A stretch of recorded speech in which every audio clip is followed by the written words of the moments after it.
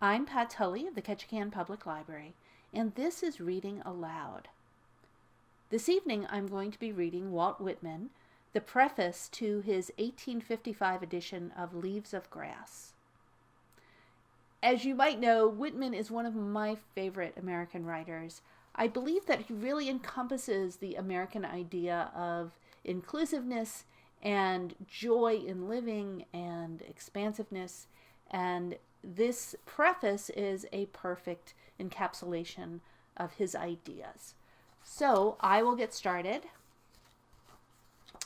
America does not repel the past, or what the past has produced under its forms, or amid other politics, or the idea of castes, or the old religions, accepts the lesson with calmness, is not impatient because the slow still sticks to opinions and manners in literature, while the life which preserved its requirements has passed into new life of the new forms, perceives that the corpse is slowly born from the eating and sleeping rooms of the house, perceives that it waits a little while in the door, that it was fittest for its days, that its action has descended to the stalwart and well-shaped heir who approaches, and that he shall be fittest for his days.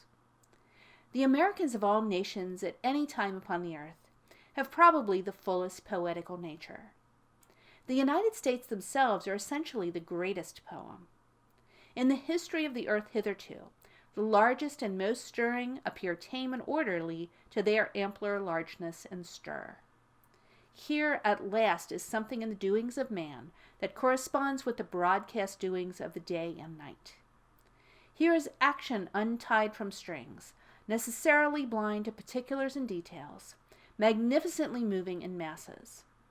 Here is the hospitality which forever indicates heroes.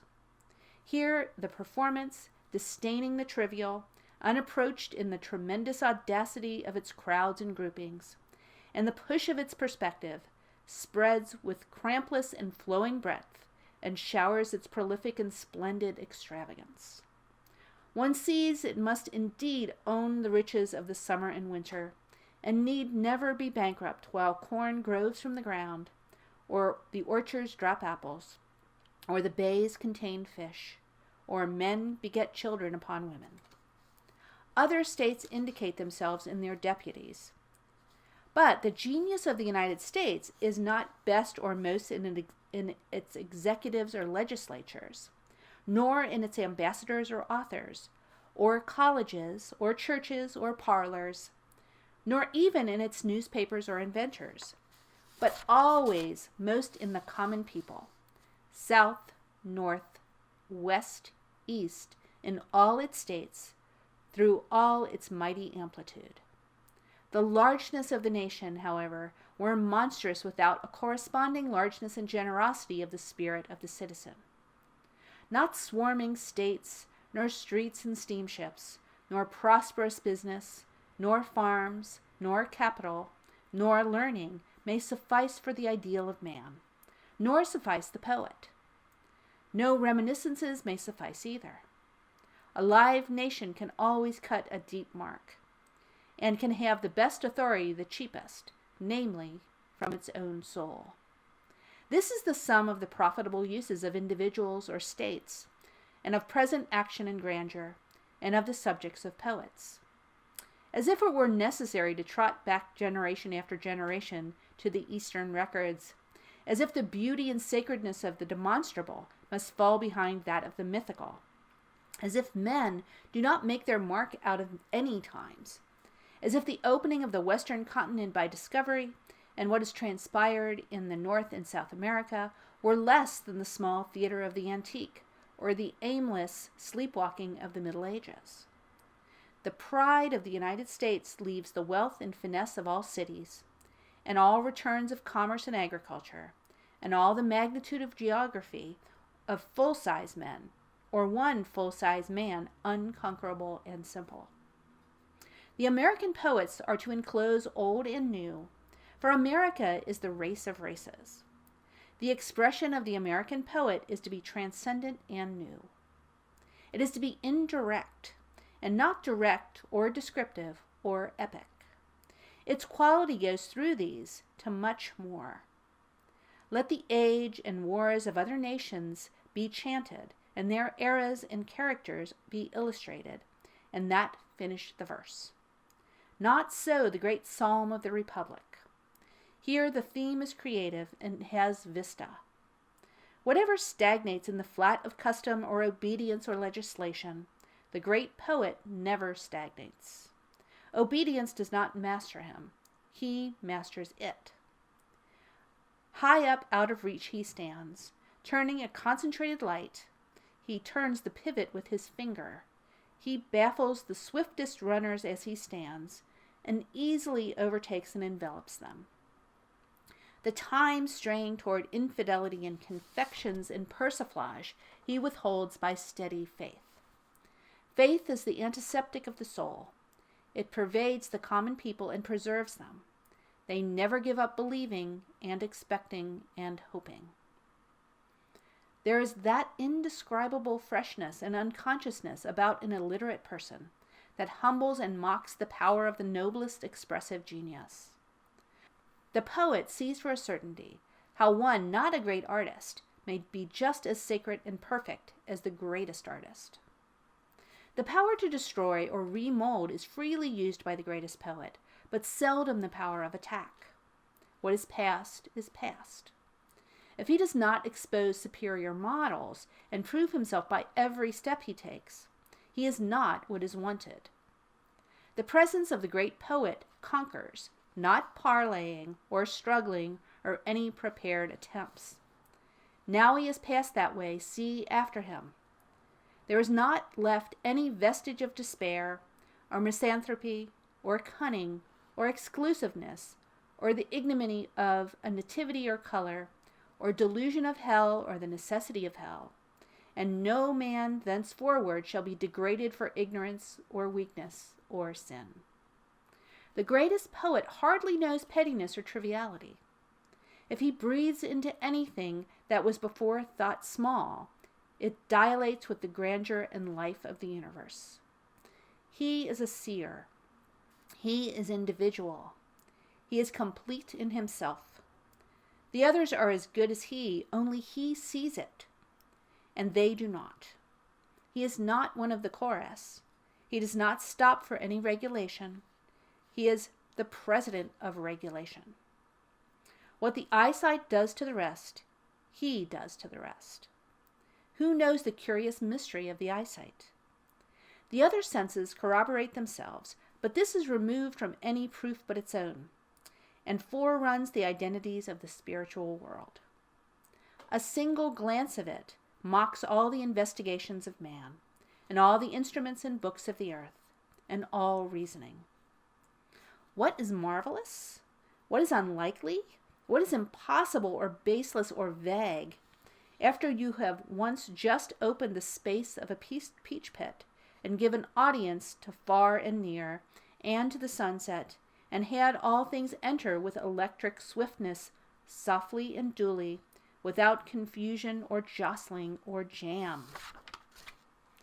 The land and sea, the animals, fishes and birds, the sky of heaven and the orbs, the forests, mountains and rivers, are not small themes. But folks expect of the poet to indicate more than the beauty and dignity which always attached to dumb, real objects. They expect him to indicate the path between reality and their souls. Men and women perceive the beauty well enough, probably as well as he. The passionate tenacity of hunters, woodmen, early risers, cultivators of gardens and orchards and fields, the love of healthy women for the manly form, seafaring persons, drivers of horses, the passion for light and the open air. All is an old varied sign of the unfailing perception of beauty, and of a residence of the poetic in outdoor people. They can never be assisted by poets to perceive. Some may, but they never can. The poetic quality is not marshaled in rhyme or uniformity, or abstract addresses to things, nor in melancholy complaints or good precepts, but is the life of these and much else, and is in the soul. The profit of rhyme is that it drops seeds of a sweeter and more luxuriant rhyme, and of uniformity that it conveys itself into its own roots in the ground out of sight. The rhyme and uniformity of perfect poems show the free growth of metrical laws, and bud from them as unerringly and loosely as lilacs and roses on a bush, and take shapes as compact as the shapes of chestnuts and oranges, and melons and pears, and shed the perfume impalpable to form. The fluency and ornaments of the finest poems, or music, or orations, or recitations, are not independent, but dependent. All beauty comes from the beautiful blood and a beautiful brain. If the greatnesses are in conjunction in a man or woman, it is enough. The fact will prevail through the universe, but the gaggery and guilt of 1,000,000 years will not prevail. Who troubles himself about his ornaments or fluency is lost. This is what you shall do. Love the earth and sun and the animals. Despise riches. Give alms to everyone that asks. Stand up for the stupid and crazy. Devote your income and labor to others. Hate tyrants. Argue not concerning God. Have patience and indulgence toward the people. Take off your hat to nothing known or unknown, or to any man or number of men. Go freely with powerful, uneducated persons, and with the young, and with the mothers of families. Re-examine all you have been told in school or church or in any book, and dismiss whatever insults your own soul. And your very flesh shall be a great poem, and have the richest fluency, not only in its words, but in the silent lines of its lips and face, and between the lashes of your eyes, and in every motion and joint of your body. The poet shall not spend time in unneeded work. He shall know that the ground is already plowed and manured. Others may not know it, but he shall. He shall go directly to the creation. His trust shall master the trust of everything he touches, and shall master all attachment. The known universe has one complete lover, and that is the greatest poet. He consumes an eternal passion, and is indifferent which chance happens, and which possible contingency of fortune or misfortune, and persuades daily and hourly his delicious pay. What balks or breaks others is fuel for his burning progress to contact and amorous joy. Other proportions of the reception of pleasure dwindle to nothing to his proportions. All expected from heaven or from the highest, he is rapport within the sight of the daybreak, or the scenes of the winter woods, or the presence of children playing, or with his arm around the neck of a man or woman. His love above all love has leisure and expanse. He leaves room ahead of himself. He is no irresolute or suspicious lover. He is sure. He scorns intervals. His experience and the showers and thrills are not for nothing. Nothing can jar him. Suffering and darkness cannot. Death and fear cannot. To him, the complaint and jealousy and envy are corpses buried and rotten in the earth. He saw them buried. The sea is not surer of the shore, or the shore of the sea, than he is the fruition of his love, and of all perfection and beauty. The fruition of beauty is no chance of miss or hit. It is as inevitable as life. It is exact and plumb as gravitation. From the eyesight proceeds another eyesight, and from the hearing proceeds another hearing, and from the voice proceeds another voice, eternally curious of the harmony of things with man.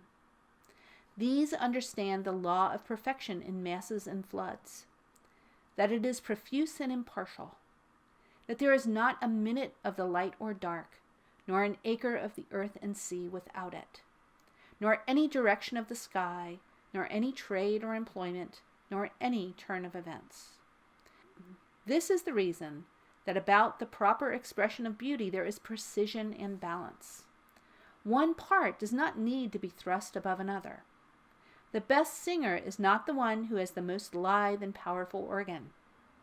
The pleasure of poems is not in them that take the handsomest measure and sound. Without effort, and without exposing in the least how it is done, the greatest poet brings the spirit of any or all events and passions and scenes and persons, some more and some less, to bear on your individual character as you hear or read. To do this well is to compete with the laws that pursue and follow time. What is the purpose must surely be there, and the clue of it must be there, and the faintest indication is the indication of the best, and then becomes the clearest indication. Past and present and future are not disjoined, but joined. The greatest poet forms the consistence of what is to be, from what has been and is. He drags the dead out of their coffins and stands them again on their feet.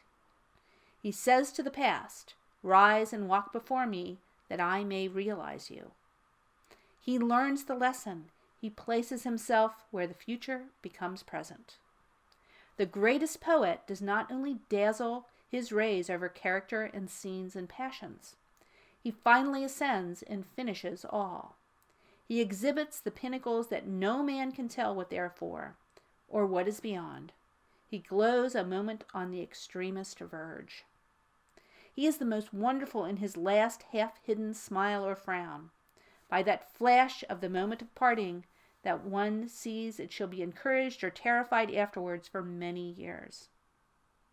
The greatest poet does not moralize or make applications of morals. He knows the soul. Soul that has measureless pride, which consists in never acknowledging any lessons or deductions but its own. But it has sympathy as measureless as its pride, and one balances the other, and neither can stretch too far while it stretches in company with the other. The inmost secrets of art sleep with the twain. The greatest poet has lain close betwixt both, and they are vital in his style and thoughts. The art of art, the glory of expression, and the sunshine of the light of letters is simplicity. Nothing is better than simplicity. Nothing can make up for excess or for the lack of definiteness. To carry on the heave of impulse and pierce intellectual depths and give all subjects their articulations are powers neither common nor very uncommon. But to speak in literature with the perfect rectitude and insouciance of the movements of animals, and the unimpeachableness of the sentiment of trees in the woods and grass by the roadside, is the flawless triumph of art. If you have looked on him that has achieved it, you have looked on one of the masters of the artists of all nations and times. You shall not contemplate the flight of the gray gull over the bay, or the mettlesome action of the blood horse, or the tall leaning of sunflowers on their stalk, or the appearance of the sun journeying through heaven, or the appearance of the moon afterwards, with any more satisfaction than you shall contemplate him. The great poet has less a marked style, and is more the channel of thoughts and things without increase or diminution, and is the free channel of himself.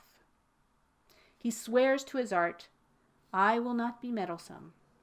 I will not have in my writing any elegance or effect or originality to hang in the way between me and the rest like curtains. I will have nothing hang in the way, not the richest curtains. What I tell for precisely what it is. Let who may exalt or startle or fascinate or soothe. I will have purposes as health or heat or snow has, and be as regardless of observation. What I experience or portray shall go from my composition without a shred of my composition. You shall stand by my side and look in the mirror with me." The old red blood and stainless gentility of great poets will be proved by their unconstraint. A heroic person walks at his ease through and out of that custom or precedent or authority that suits him not. Of the traits of the brotherhood of first-class writers, savants, musicians, inventors, and artists, nothing is finer than silent defiance advancing from new free forms. In the need of poems, philosophy, politics, mechanism, science, behavior, the craft of art, an appropriate native grand opera, shipcraft, or any craft, he is greatest for ever and ever who contributes the greatest original practical example. The cleanest expression is that which finds no sphere worthy of itself, and makes one. The messages of great poems to each man and woman are, come to us on equal terms. Only then can you understand us. We are no better than you. What we enclose, you enclose. What we enjoy, you may enjoy. Did you suppose there could be only one supreme? We affirm that there can be unnumbered supremes, and that one does not countervail another any more than one eyesight countervails another, and that men can be good or grand only of the consciousness of their supremacy within them.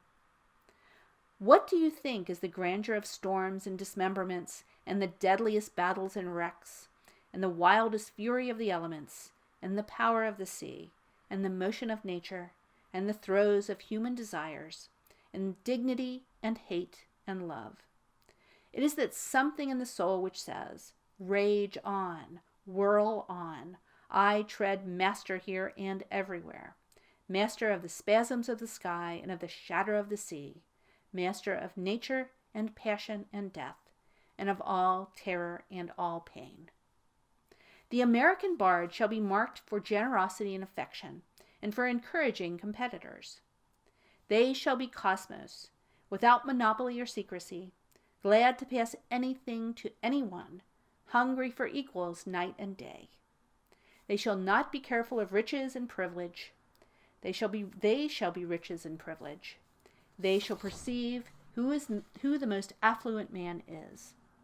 The most affluent man is he that confront all the shows he sees by equivalence out of the stronger wealth of himself.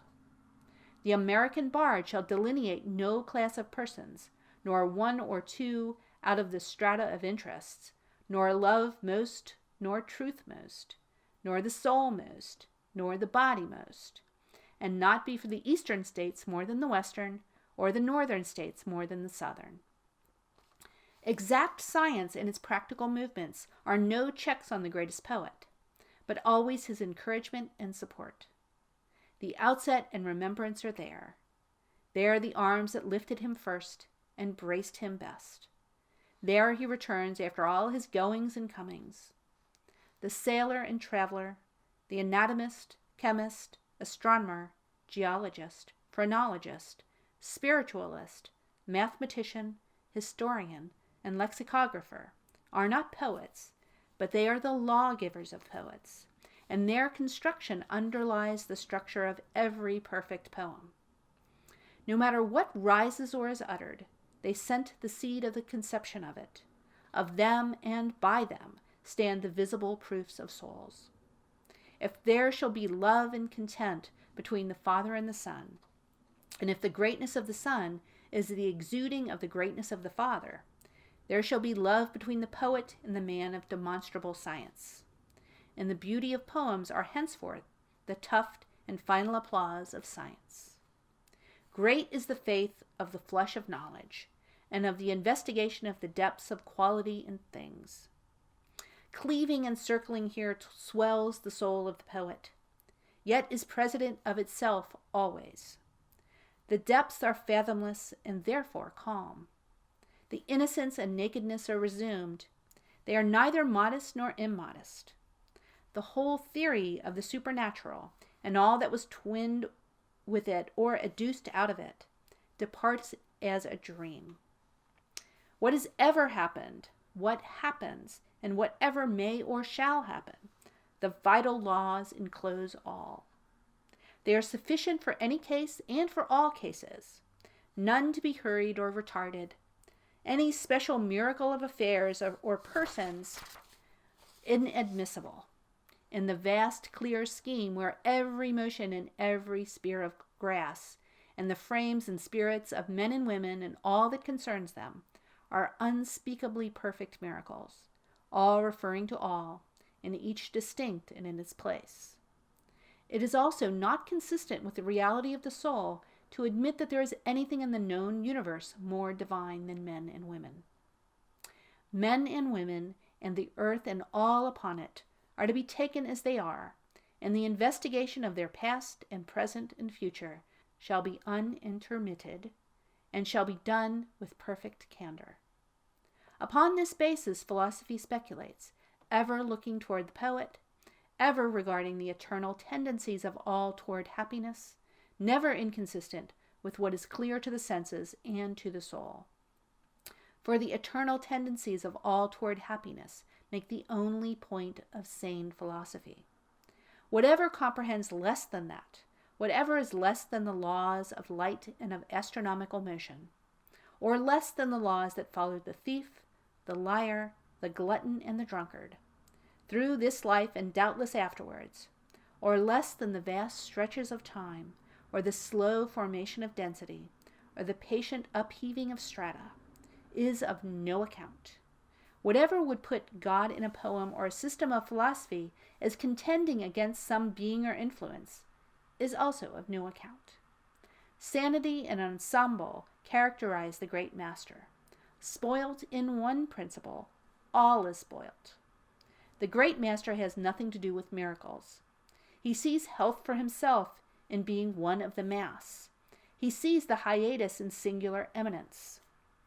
To the perfect shape comes common ground. To be under the general law is great, for that is to correspond with it. The master knows he is unspeakably great, and that all are unspeakably great, that nothing, for instance, is greater than to conceive children and to bring them up well, that to be is just as great as to perceive or tell. In the make of the great masters, the idea of political liberty is indispensable. Liberty takes the adherence of heroes wherever man and women exist, but never takes any adherence or welcome from the rest more than from the poets. They are the voice in the exposition of liberty. They out of ages are worthy the grand idea. To them it is confided, and they must sustain it. Nothing has precedence of it, and nothing can warp or degrade it. As the attributes of the poets of the cosmos can center in the real body and in the pleasure of things, they possess the superiority of genuineness over all fiction and romance. As they emit themselves, facts are showered over with the light. The daylight is lit with more volatile light. The deep between the setting and the rising sun goes deeper manyfold. Each precise object or condition or combination or process exhibits a beauty.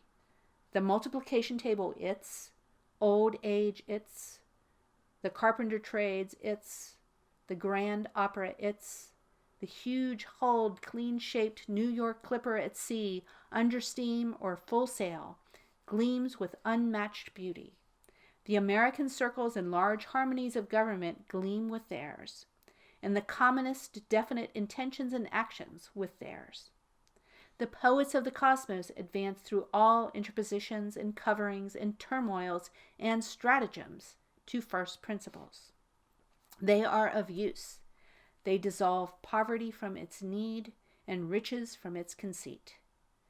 You large proprietor, they say, shall not realize or perceive more than anyone else. The owner of the library is not he who holds a legal title to it, having bought and paid for it. Anyone and everyone is the owner of a library.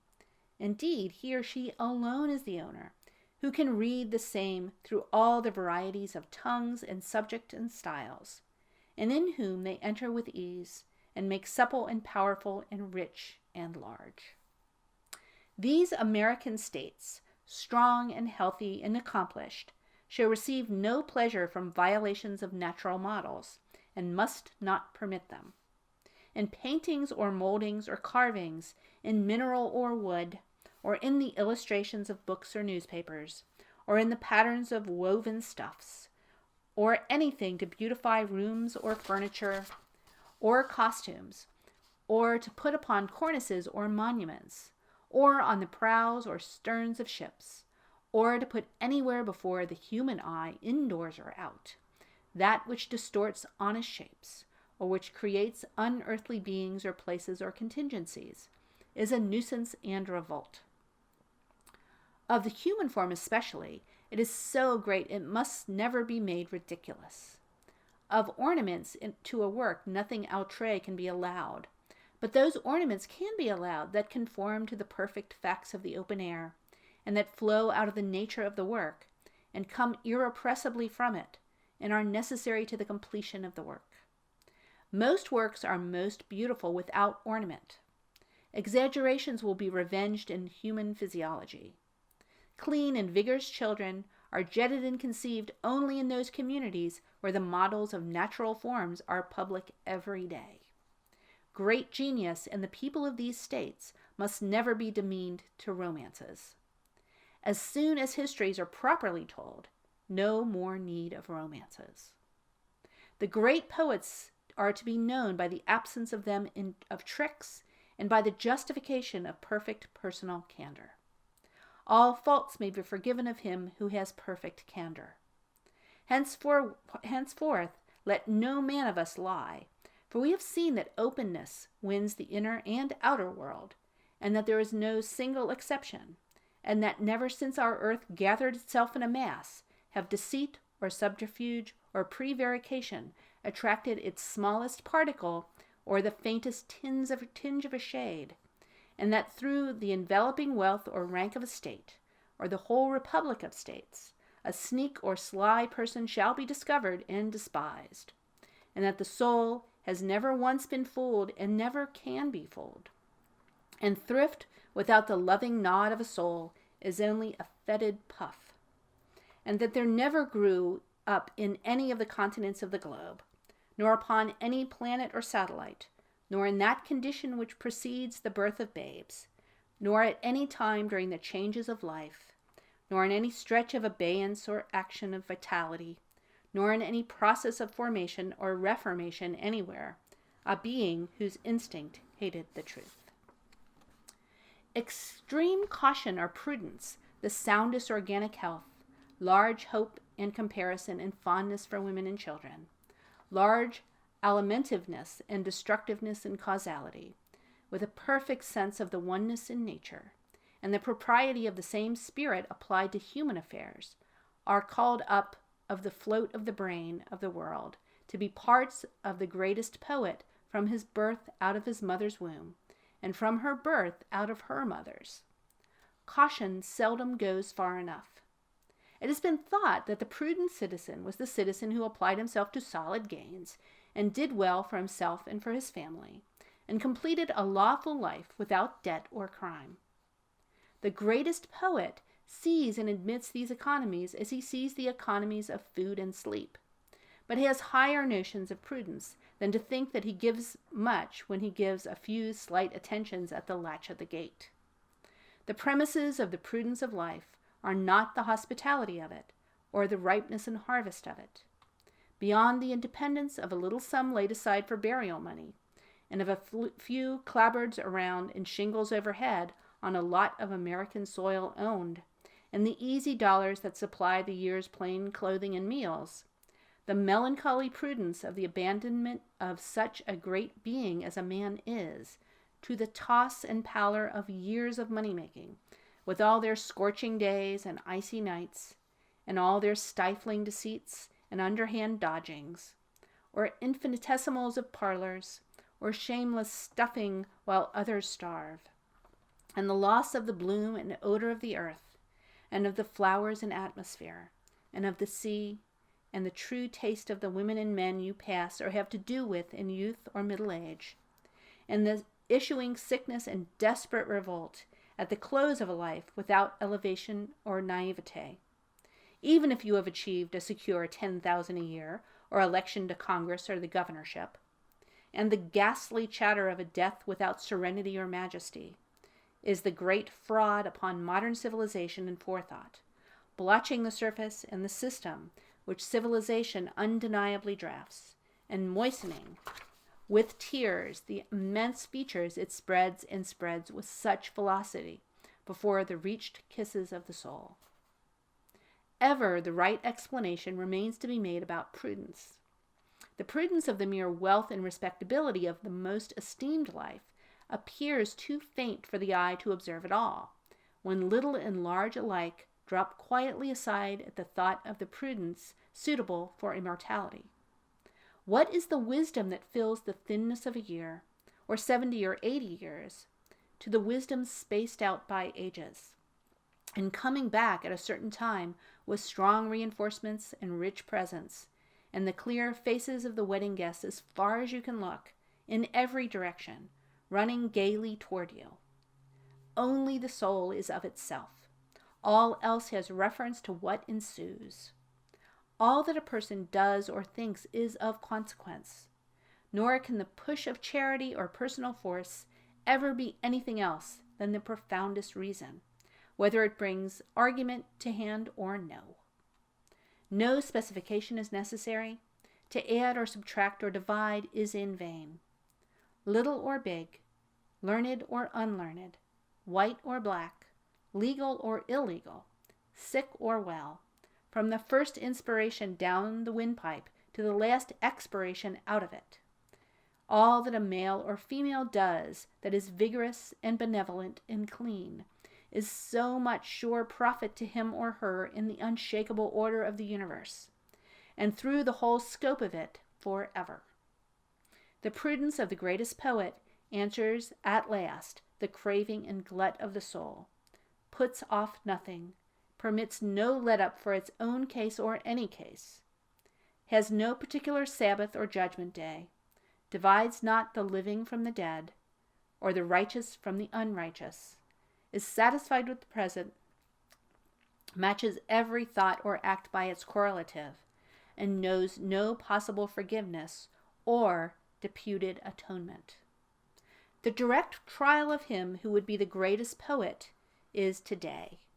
If he does not flood himself with the immediate age as with the vast oceanic tides, if he be not himself the age transfigured, and if to him is not opened the eternity which gives similitude to all periods and locations and processes, and animate and inanimate forms, and which is the bond of time, and rises up from its inconceivable vagueness and infiniteness in the swimming shapes of today, and is held by the ductile anchors of life, and makes the present spot the passage from which was to what shall be, and commits itself to the representation of this wave of an hour, and this one of the 60 beautiful children of the wave. Let him merge in the general run, and wait his development. Still, the final test of poems, or any character work, remains. The prescient poet projects himself centuries ahead, and judges performer or performance after the changes of time. Does it live through them? Does it still hold on untired? Will the same style and the direction of genius to similar points be satisfactory now? Have the marches of tens and hundreds and thousands of years made willing detours to the right hand and the left hand for his sake? Is he beloved long and long after he is buried? Does the young man think often of him? And the young woman think often of him? And do the middle-aged and old think of him? A great poem is for ages and ages in common, and for all degrees and complexions, and for all departments and sects, and for a woman as much as a man, and a man as much as a woman. A great poem is no finish to a man or woman, but rather a beginning. Has anyone fancied he could sit at last under some due authority and rest satisfied with explanations, and realize and be content and full? To no such terminus does the greatest poet bring. He brings neither cessation nor sheltered fatness and ease. The touch of him, like nature, tells in action. Whom he takes with firm, sure grasp into live regions previously unattained. Thenceforward is no rest. They see the space in ineffable sheen that turn the old spots and lights into dead vacuums. Now there shall be a man cohered out of tumult and chaos. The elder encourages the younger and shows him how. They, too, shall launch off fearlessly together until to the new world fits an orbit for itself, and looks unabashed on the lesser orbits of the stars, and sweeps through the ceaseless rings, and shall never be quiet again. There will soon be no more priests. Their work is done. A new order shall arise, and they shall be the priests of man, and every man shall be his own priest. They shall find their inspiration in real objects today, symptoms of the past and future. They shall not deign to defend immortality or God, or the perfections of things, or liberty, or the exquisite beauty and reality of the soul. They shall arise in America and be responded to from the remainder of the earth. The English language befriends the grand American expression. It is brawny enough and limber and full enough. On the tough stock of a race who through all change of circumstance was never without the idea of political liberty, which is the animus of all liberty, it has attracted the terms of daintier and gayer and subtler and more elegant tongues. It is the powerful language of resistance. It is the dialect of common sense. It is the speech of the proud and melancholy races, and of all who aspire. It is the chosen tongue to express growth, faith, self-esteem, freedom, justice, equality, friendliness, amplitude, prudence, decision, and courage. It is the medium that shall well nigh express the inexpressible. No great literature, nor any like style of behavior or oratory, or social intercourse or household arrangements, or public institutions, or the treatment by bosses of employed people, nor executive detail, or detail of the army and navy, nor spirit of legislation or courts, or police, or tuition, or architecture, or songs or amusements, can long elude the jealous and passionate instincts of American standards. Whether or no the sign appears from the mouths of the people, it throbs a live interrogation in every freeman and every free woman's heart, after that which passes by, or this built to remain. Is it uniform with my country? Are its disposals without ignominious distinction? Is it for the ever-growing communes of brothers and lovers, large, well-united, proud, beyond the old models, generous beyond all models? Is it something grown fresh out of the fields or drawn from the sea for use of me today here? I know that what answers for me, an American, in Texas, Ohio, Canada, must answer for any individual or nation that serves for a part of my materials. Does this answer? Is this the nursing of the young of the Republic? Does it solve readily with the sweet milk of the nipples of the breasts of the mother of many children? America prepares with composure and goodwill for the visitors that have sent word. It is not intellect that is to be their warrant and welcome. The talented, the artist, the ingenious, the editor, the statesman, the erudite are not unappreciated. They fall in their place and do their work. The soul of the nation also does its work. It rejects none, it permits all. Only toward the like of itself will it advance halfway. An individual is as superb as a nation when he has the qualities which make a superb nation. The soul of the largest and wealthiest and proudest nation may well go halfway to meet that of its poets. The end. Thank you so much for joining me, and have a good week.